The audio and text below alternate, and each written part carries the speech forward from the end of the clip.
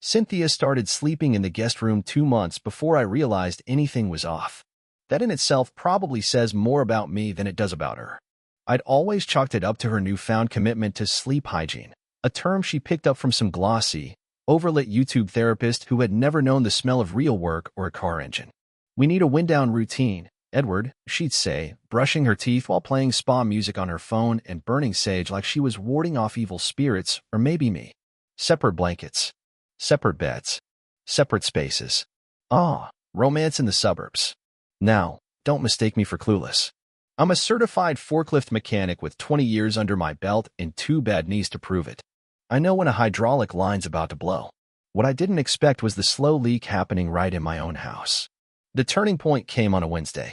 Midweek has a special kind of close enough to hope, too far from salvation. I came home from work to find Cynthia in the garage, of all places, wearing a pair of those yoga pants that made her look like she had intentions. She was elbow-deep in an old cardboard box labeled Thanksgiving Decor, which confused me because it was March. "What are you doing out here?" I asked, setting my lunch cooler down like a tired soldier returning from the front lines of commercial logistics. She barely looked up, looking for the wooden acorns. "The what?" "You wouldn't get it." She was right. I didn't. I don't know when I lost the thread, but somewhere between buying this house and repainting the downstairs bathroom 3 different shades of gentle dusk, Cynthia had become fluent in a dialect I no longer spoke. One made up of Pinterest boards and vibes. Now, you'd think this was the part where I find something, a letter, a second phone, a hidden love note tucked between plastic pumpkins. But no, Cynthia was too clever for that. She played the long game. A chess player in a world full of checkers. The revelation came from a source so obscure it would make a conspiracy theorist blush. Lance. If you just felt your brain wince, it's justified. Lance is my barber. Has been for 12 years. The kind of guy who still uses a cash register and gives you a discount if you let him practice his Spanish. Great with fades, terrible with secrets. I was in for a trim, making small talk about the weather, the state of the economy, both bad, and Cynthia's new obsession with essential oils, when he suddenly paused mid-bus. "You and Cynthia still doing that board game night on Fridays?" I squinted at him in the mirror. "What? You know, with the Conways?" "My wife said she saw Cynthia at Logan's wine bar last Friday. I figured the game night got moved." Let me pause here for context. We haven't done game night in 9 months. Cynthia said it stopped aligning with her spirit. And Logan's wine bar? Cynthia hated that place. Claimed the chairs were pretentious and the lighting made her look emotionally sallow.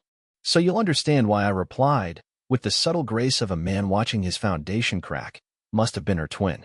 The fun one. Lance just laughed. I did not. Now, here's the thing about people like me. We don't storm out or scream or dig through drawers. No, we start paying attention. Like a man who's lived next to the train tracks for so long he doesn't hear the noise anymore, until the train stops. I became observant. Cynthia started humming. That was new. Not cheerful humming. Calculated. Like someone trying to convince the room she was fine. She took up journaling, but only wrote while I was in the kitchen. She'd turn the page whenever I walked by, as if she were crafting state secrets in cursive. Then there were the pebbles. Yes, pebbles. Tiny ones. Smooth and gray, not from our driveway or garden. They started appearing on the windowsill in the guest room, always 2 or 3, always in a neat little row. Cynthia denied putting them there. Must be the wind, she said. I almost respected the creativity. Almost. Now, I didn't confront her. I didn't hire a detective. What I did do was bring home a used telescope from a yard sale, pretend I'd taken up amateur astronomy, and set it up in the guest room like Galileo himself had taken an interest in our cul-de-sac. She hated that. You're turning the room into a bunker, she said. It feels invasive. Good, I replied. Maybe the stars will tell me what's going on. She didn't laugh.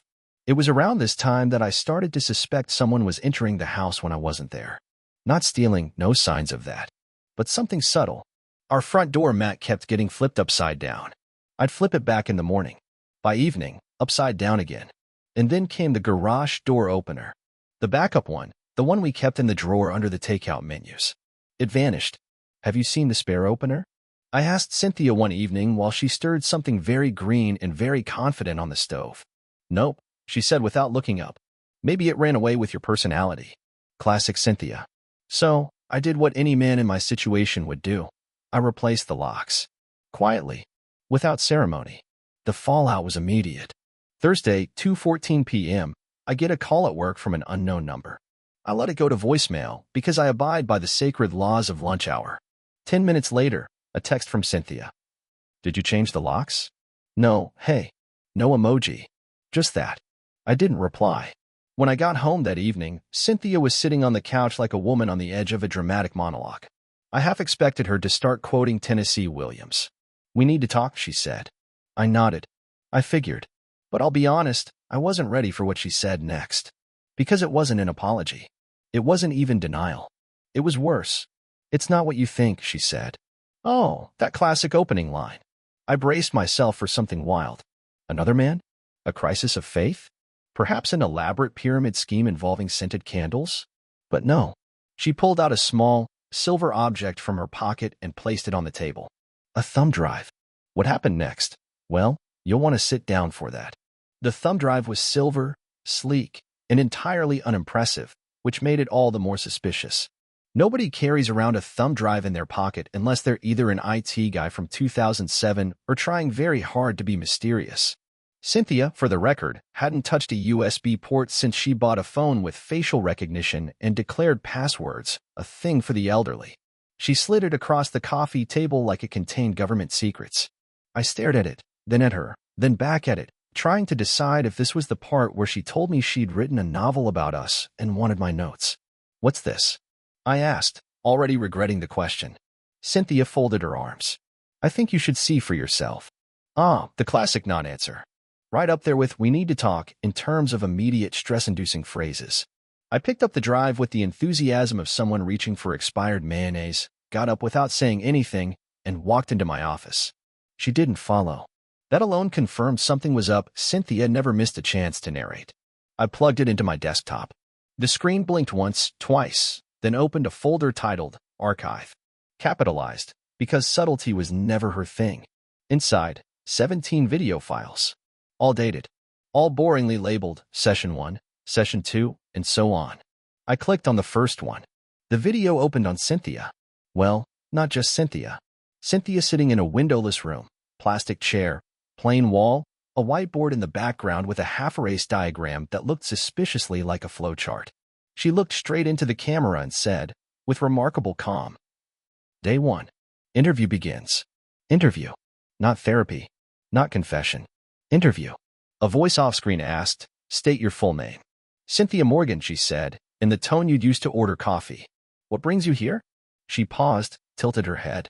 I've been told I struggle with honesty, among other things. No kidding. The voice continued. Male. Monotone. Not robotic, just deeply bored. What kind of dishonesty are we talking about? Cynthia looked amused. The creative kind. That was enough for now. I clicked out. 17 videos, all neatly timestamped over 6 weeks. She'd been doing this behind my back while claiming she was going to something called conscious movement workshops. Apparently, the only thing moving was her mouth. The next few hours were a deep dive into what I later began referring to, in my notes, as the footage. Notes were necessary. The whole thing had the organization of a half-written documentary and the emotional tone of a tax audit. Session 2, she discusses her desire to redefine transparency and how society's rules about fidelity were manufactured obligations. Session 5, she refers to me as practically a roommate with car privileges. Session 9, she admits to testing boundaries with someone named Leonard. Session 11, Leonard is referred to by a new name, the real me. I'm not sure if she means him or herself. Session 14, she laughs for a full minute about how I organized the spice rack alphabetically. That one stung. Session 15, she says, and this is a direct quote, I've never lied to Edward. I've just omitted a rotating cast of realities that he didn't earn the right to access. Ah, how democratic of her. Now, up until this point, I've been watching with the kind of numb curiosity usually reserved for crime scene documentaries or waiting in line at the DMV. But Session 17, oh, that was the one. The final act. Same room. Same chair. Different Cynthia. She looked giddy. Actually giddy. Like someone who just found out their favorite TV show was renewed for another season. I've made my decision, she said to the camera. This exercise has been illuminating, empowering, clarifying. Leonard and I are going to cohabitate in a new kind of relational framework. Edward will be fine. He has routines. He'll just continue them. And then she clapped. Literally clapped. Like she was wrapping up a TED Talk. So that's how I found out. Not from a suspicious text. Not from a whispered phone call. Not even from a mutual friend with loose lips and good intentions. No, I got 17 high-definition episodes of Cynthia's very own monologue series, documenting how she gradually replaced me with someone named Leonard and concluded I'd be fine as long as I had my routines. I closed the window, yanked out the drive, and leaned back in my chair. It wasn't heartbreak. It wasn't even shock. It was more like realizing your house had been painted a different color while you were still living in it. I walked back out to the living room. Cynthia was exactly where I left her, sipping from a cup she probably considered vintage, but was actually just chipped. Well? She asked, like she was waiting for a Yelp review. I held up the thumb drive. You giving this a sequel? She smiled. I thought you'd want context. For what? A spin-off. No, she said. For clarity. You seem confused lately. Sure. That's what it was. Confusion. Like when your garage door keeps opening on its own and your wife suddenly knows a Leonard who's allergic to onions and believes marriage is a performance art. She blinked. You watched the whole thing? No, I stopped right before you called our marriage a productivity failure. Oh, she said, not denying it. I sat down on the armrest of the couch, not next to her. No need to complicate geometry. So, what now? I asked. She leaned forward, resting her elbows on her knees like a coach at halftime. Now, we begin the phase of radical honesty. Radical honesty, I repeated. That sounds exhausting. It's freeing. For who? She didn't answer. Instead, she reached into her bag and pulled out a spiral-bound notebook labeled Exit Plan. Of course she did. We spent the next hour going over her proposed logistics. She'd drawn up schedules, color-coded charts, bullet points. There were entries labeled Emotional Recalibration Window and Reframing Transition Phase. Is any of this in English? I asked. She sighed, the way she used to when I couldn't figure out the remote. You just don't like change, she said. That's fair, I replied. Especially when it involves someone named Leonard and 17 monologues about how I've been demoted to a routine. She didn't laugh. Cynthia never laughed when she was the joke.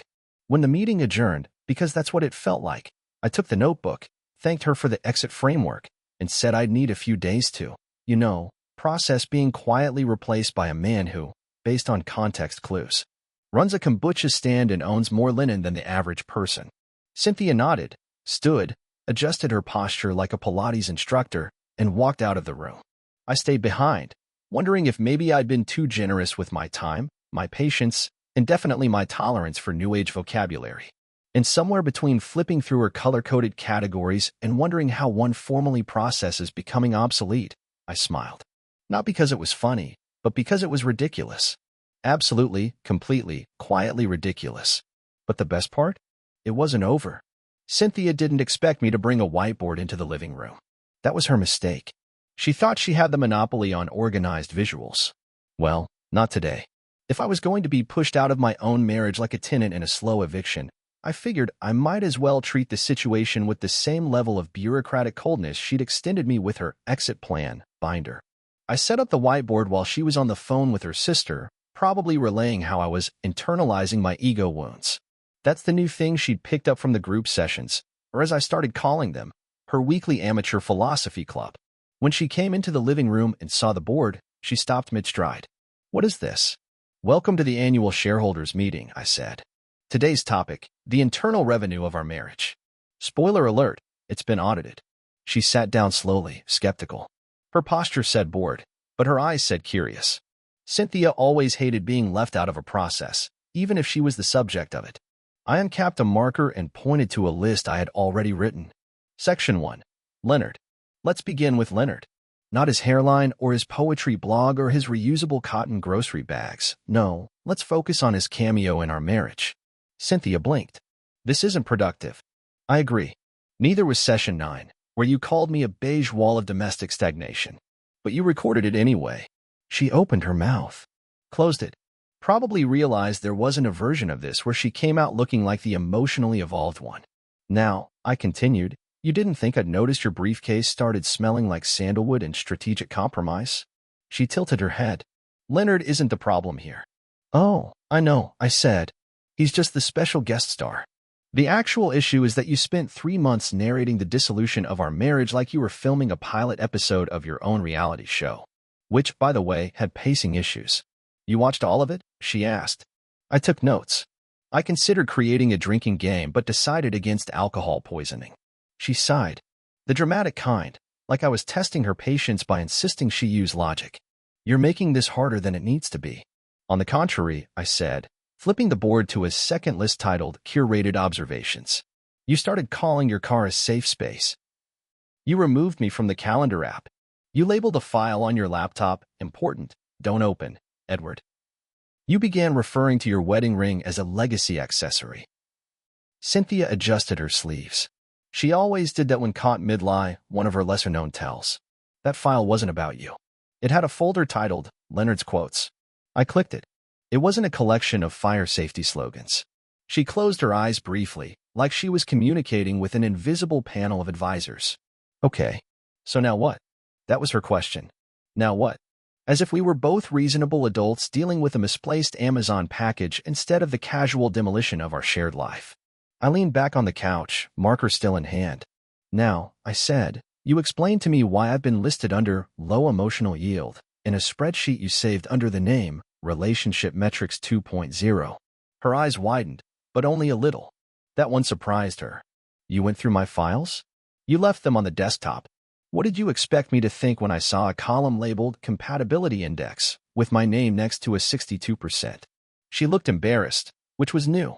Cynthia rarely admitted to embarrassment. To her, everything was intentional or a necessary experiment. That spreadsheet wasn't finished. Yeah, well, turns out you were. She didn't argue that. I set the marker down. The whiteboard didn't feel necessary anymore. You know, I said, if you wanted out, there were less theatrical ways to go about it. A conversation, a sentence, even a bullet point. But instead, you made a digital documentary, filed performance reviews, and rebranded me as an outdated appliance. That's not fair. Fairness isn't the issue. Consistency is. She folded her hands in her lap. So what do you want me to say, Edward? Nothing. Not anymore. I just wanted you to hear what it feels like when the script isn't yours. Her face twitched barely. A reaction. Progress. I never meant to hurt you, she said. No, you meant to manage me. Big difference. She didn't deny it. Again. Her new hobby, apparently. So are you leaving? She asked. Not yet, I said. I'm not giving up the dishwasher until I figure out where you hid the warranty. Also, I think Leonard should be the one to fix the garbage disposal you broke last month. Since he's the real you now. I didn't break the disposal. You tried to blend carrot stems in it. We both know what happened. Silence. Then the tiniest hint of a smirk. You're ridiculous, she muttered. Absolutely, I said. But I do my own taxes and never recorded a 17-part expose on my spouse's alleged personality void. She stood, not in anger, but in that, I have yoga in 20 minutes kind of way. Let me know when you're ready to discuss logistics like an adult. I'm a man with a whiteboard and a budget spreadsheet. You want logistics? You're in the right room. As she left, I erased the board slowly, methodically. The sound of the marker squeaking against the surface was deeply satisfying. I didn't feel better, but I felt done. That was enough for today. Cynthia liked to call it a conscious uncoupling. I called it Tuesday. She really leaned into the corporate retreat language, though. Every conversation felt like it was sponsored by a self-help podcast. She even emailed me a calendar invite titled Mutual Transitioning Discussion with a smiley face at the end, as if putting a colon in parentheses after a digital betrayal made it less irritating. So, I RSVP'd. Declined. The thing about revenge, real, clean, lawful, emotionally satisfying revenge, is that it's not about yelling or smashing or showing them. It's about management. It's about precision. Cynthia always considered herself the CEO of our marriage. She ran the scheduling. She set the tone. She renamed the Wi-Fi 6 times to reflect our journey. But while she was busy self-actualizing with Leonard the Linen Man, I took a different approach. I became the auditor. First step was the finances. Cynthia hadn't noticed, or maybe had just forgotten, that her access to the joint account was limited to view only since April. I changed the permissions after she tried to Venmo someone named at Leonard Mindful Living 3 separate times for what she labeled space rent. I wasn't even mad about Leonard at that point. I was mad about the lack of creativity. Space rent? Please. So, I redirected the direct deposit from my paycheck into a new solo account. Clean. Legal. No surprises. I still paid the mortgage, the bills, the car insurance. I'm not a monster. I just stopped funding whatever grassroots wellness commune she and Leonard were launching from the back room of his split level. Then came the utilities. I transferred everything into my name only. Power. Gas. Internet. All of it. Nothing says, "You're still squatting in my narrative," quite like getting a notification that your streaming service has been disconnected mid-rewatch of some documentary on ethical polyamory. Now, this wasn't spite. This was boundaries. If Cynthia wanted a new life, she could start with new accounts. Next, I tackled the home office. Technically, it had always been mine, but Cynthia had slowly taken it over under the pretense of shared creative energy. That energy mostly involved stacking notebooks filled with diagrams that looked like group therapy mind maps and inspirational quotes she attributed to people who definitely never said them. I boxed everything up, not haphazardly, methodically. Labeled, cataloged, stacked. I even added post-its explaining where each item came from. This is the journal you use to track emotional triggers. This is the one you used for brainstorming names for your intimacy podcast. I placed them all in the garage next to her yoga equipment and framed poster of someone doing a headstand over the phrase, "Embrace the now." The next phase of the project, because by now it was a project, was digital. Cynthia had always prided herself on her curated social image. Not influencer level, but definitely the kind of person who posted filtered sunsets with long captions about internal growth and choosing joy. She once unfriended someone for posting an unedited photo of lasagna. So, I made a new account. Under a very normal name, Ed Reports. No profile picture. No cover photo. No bio. Just posts. Each post was a quote. A real one. From her videos. From her notes. From the spreadsheet. Accompanied by innocuous captions like "reflection of the day" or "food for thought." Examples. Monogamy is a societal hoax designed to limit expansion. Leonard sees me in 3 dimensions. Edward only ever saw outlines. Marriage is not a contract. It's a trial period with insurance benefits. No tags. No names. No accusations. Just material. It gained 20 followers in the first week. By week 2, it was being shared in several relationship forums under the headline, "Is this satire or real?" I didn't comment. I didn't engage. I just posted quotes once a day at 8:15 a.m. By week 3, Cynthia brought it up. "Have you seen this Instagram account?" she asked, standing in the doorway holding a mug that said, "Feelings are valid." "I don't really use Instagram," I said, which was technically true. My account was informational.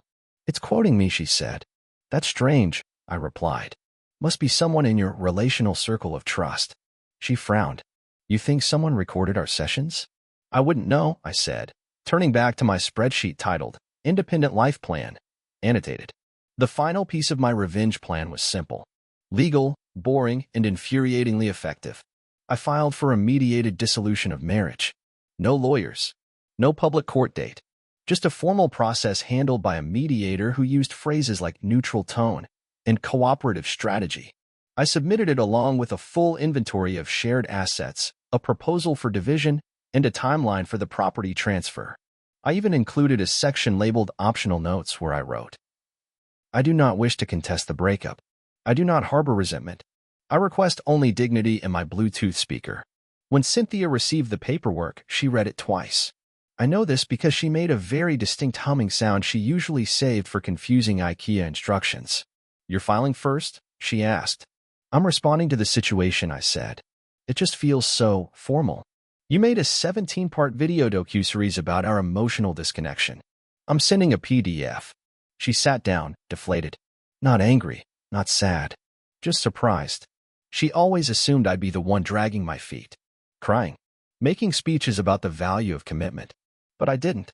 I submitted the form, returned her yoga bricks, and changed the lock code to something appropriately symbolic, 1717. She never asked what it meant. That was fine.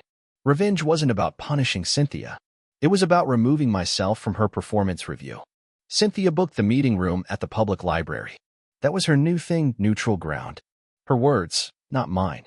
Apparently, our living room had become too charged with layered emotional history, which I assumed meant it reminded her of the time I asked her to stop labeling our toaster as a metaphor for unmet needs. She sent a calendar invite titled Final Integration Dialogue. No joke. That's how she phrased it. If that wasn't enough, the note attached read, a space to respectfully align expectations and reflect forward. I accepted. With no comment. I showed up wearing my most average clothes. Plain gray shirt, faded jeans, sneakers with slightly fraying laces. The outfit equivalent of a shrug. She was already there, seated at one of those oak study tables with the built-in outlets no one ever uses. A notepad was in front of her, 3 pins arranged parallel like she expected to draft a constitution. "Thanks for coming," she said, in that diplomatic tone she used when negotiating with customer service reps or pretending to enjoy group dinners. "Where else would I be?" I replied.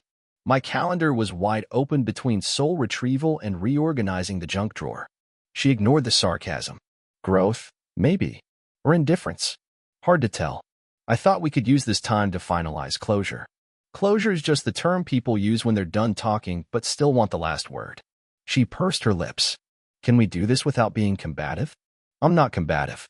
I'm conversationally flexible with flair." She wrote something down. I didn't ask what. Probably deflection, or Edward refuses to center transformation. "I've been thinking a lot about how we got here," she said. "Oh, I have a pie chart for that. Left it in the car." Cynthia sat up straighter. "This doesn't need to be a performance," says the woman who held a 2-camera confession series in a beige office for 17 days. She folded her hands. "I thought those sessions were a private outlet. I never imagined you'd go through them. They were on a labeled thumb drive in our shared filing cabinet. Still, you included timestamps." She blinked. I could see the moment she realized she was losing control of the narrative. Cynthia was not good at unrehearsed dialogue. She liked scripts. Outcomes. The comfort of bullet points and takeaways. "I wasn't happy," she said eventually. "Neither was I replied. She tilted her head, like she'd discovered a bug in the software. "You never said anything. You never asked. I thought you were content." "No, you thought I was convenient." She didn't argue. Instead, she reached into her bag and pulled out a printed sheet titled Emotional Exit Timeline. It had dates, sections, and a part called Lingering Sentiments and Mutual Acknowledgments. "Is this a breakup or a business dissolution?" I asked. "I thought the structure would help us stay on track." "Where's the part where you explain how Leonard managed to infiltrate our lives without ever entering through the front door?" Cynthia exhaled through her nose. Her favorite gesture when patience was thinning. "Leonard offered something you didn't. An active interest in your spreadsheet hobbies? A sense of evolution. You do realize you sound like a lifestyle app?" She set the paper down. "Do you ever take anything seriously?" "I took our marriage seriously. You turned it into a case study." Her hands rested on the edge of the table. She tapped twice. "This isn't getting us anywhere. It's gotten me exactly where I need to be. On the other side of it." "I'm sorry, okay," she said, quickly, like it had been rehearsed but left in parentheses.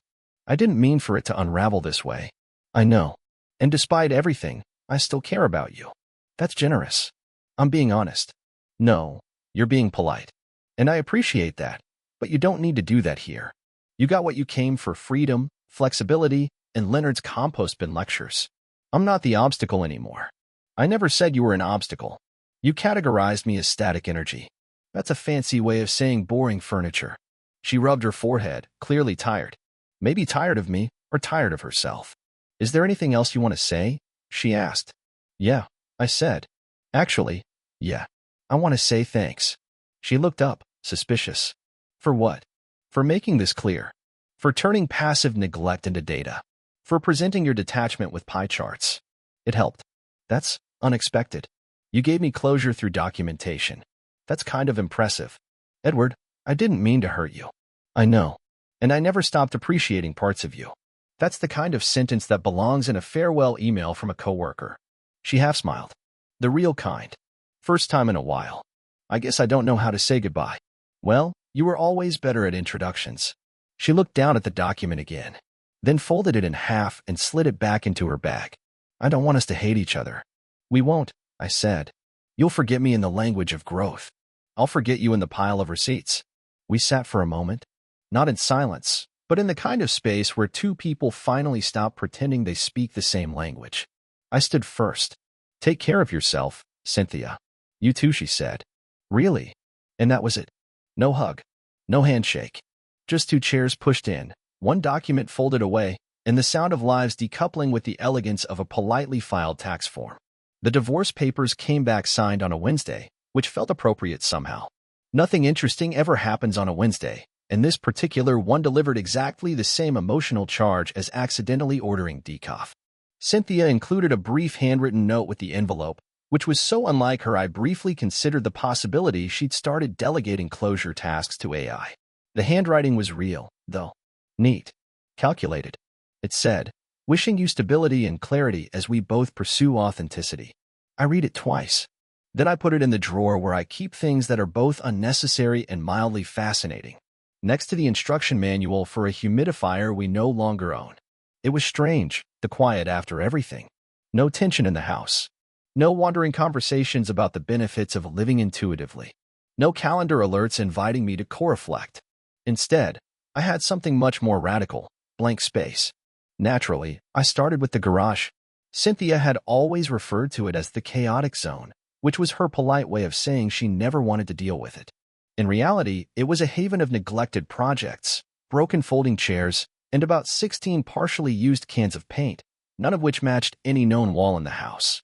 I bought a second-hand metal shelf, reorganized the tools, labeled the bins, and threw out exactly 2.5 cubic feet of mystery objects that might have been parts of something once.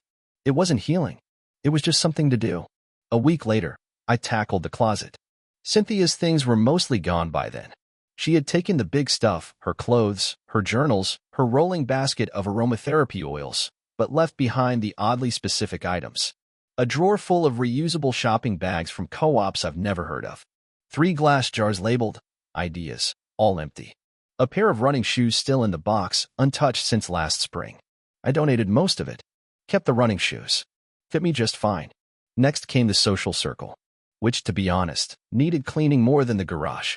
Cynthia's friends had a way of pretending they were neutral but always somehow sent messages like, "I hope you're both choosing peace and not blame," which roughly translated to, "We've decided she's the interesting one." So I unfollowed. Quietly. No statements. No drama. Just a soft deletion of people who decided I was a supporting character in her personal reinvention arc. Once that was done, I did something I hadn't done in years. I changed my email signature. It had always included both our names. A remnant from the era when we thought it was charming to present ourselves as a unit. Edward and Cynthia Martin, household correspondents. It always made us sound like we were co-managing a bed and breakfast. I deleted her name. Left just mine. Then added one line beneath it. Responses may contain sarcasm. For the first time in a long time, I smiled at something I made. Work was steady. Life became a sequence of manageable tasks. The house stayed clean in a way that wasn't passive-aggressive. No arguments over who left the cabinet open. No energy shifts or unexpected midweek smudge stick rituals. I didn't start dating. Not because I was too broken or too cautious. I just wasn't interested in becoming someone else's cautionary tale. Instead, I signed up for an adult education class in digital design. Something I'd always been curious about but never tried because, during the marriage, it didn't fit into our shared time map. That was one of Cynthia's phrases. Shared time map. Sounded like a failed sci-fi concept. The class was held in a basement of the community center. Fluorescent lights. Beige walls. A whiteboard that hadn't been erased properly since 2017. Perfect. Everyone else in the class was either freshly divorced, recently retired, or mildly confused about how to open Photoshop. My people. The instructor, Sharon, wore glasses on a chain and used the phrase clicky thing for the mouse. She had a PhD in something unrelated and zero patience for pretense. Within the first hour, she had everyone designing the ugliest logo imaginable just to get over ourselves. I liked her immediately. 3 weeks in, I started helping Jerry, retired pharmacist, passionate about bonsai, figure out how layers worked. We talked about plants, back pain, and why fonts were political. 6 weeks in, I built a logo for a fictional company I called Mediocre Man. The tagline was, "Doing fine, thanks." People laughed. It wasn't funny. It was real funny. By the end of the course, Sharon told me I had a practical eye and a suspicious sense of humor, which might be the nicest thing anyone said to me in years. I didn't tell Cynthia about any of this. Not because I was hiding it, but because it didn't concern her.